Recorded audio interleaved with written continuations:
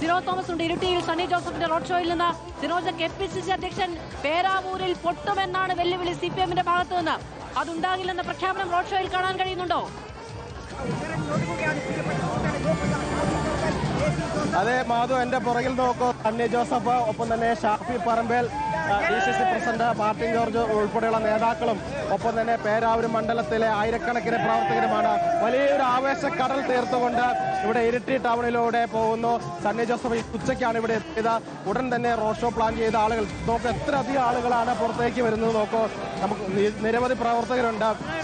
എത്ര ഭൂരിപക്ഷത്തിന് ജയിക്കും സണ്ണി ജോസഫ്? ഒരു 25,000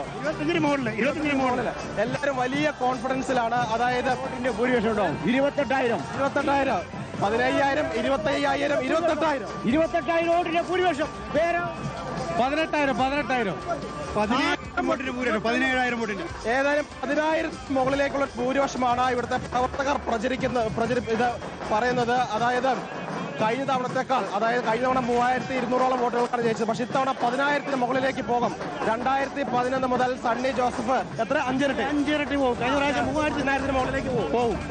അതായത് 2011 മുതൽ സണ്ണി ജോസഫ് ഇവിടെ ഇരിട്ടിയുടെ പേരാവൂരിന്റെ സുൽത്താനായിട്ട് വാഴുകയാണ്.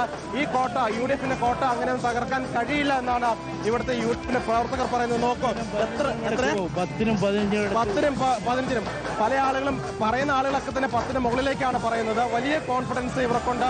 നേരത്തെ ഞാൻ സണ്ണി ജോസഫിന് സംസാരിച്ചിരുന്നു ആ വാഹനത്തിൽ കയറി. ആ സമയത്ത് അദ്ദേഹം പറഞ്ഞത് പേരാവൂരിൽ മാത്രമല്ല കേരളത്തിലെ 140 മണ്ഡലങ്ങളിലും UDF മികച്ച പ്രകടനം കാഴ്ചവെക്കും, UDF അധികാരത്തിലെത്തുമെന്നാണ് പറഞ്ഞത്. വികസന കാര്യത്തിൽ ഇവിടെ റെക്കോർഡായിരുന്നു. അതെ, ഇരിട്ടി താലൂക്കായത് അടുത്ത പേരാവൂർ മണ്ഡലത്തിൽ ഒരു വികസന റെക്കോർഡാണ് ചെയ്തത്.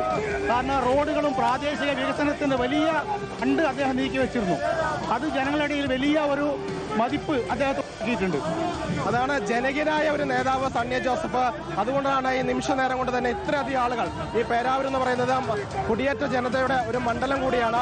പല സ്ഥലത്തുനിന്ന് ബസ്സുകൾ വിളിച്ചുകൊണ്ടാണ് ഈ പ്രവർത്തനം മുഴുവൻ ഇരിട്ടി ടൗണിലേക്ക് വന്നിരിക്കുന്നത്.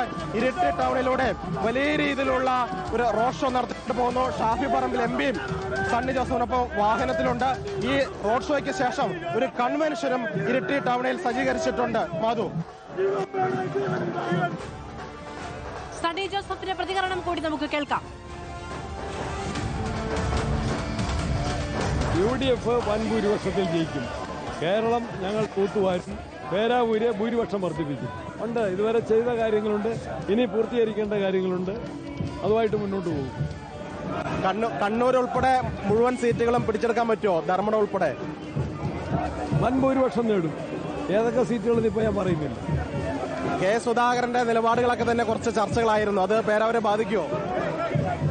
ഒരു തരത്തിലും ബാധിക്കില്ല.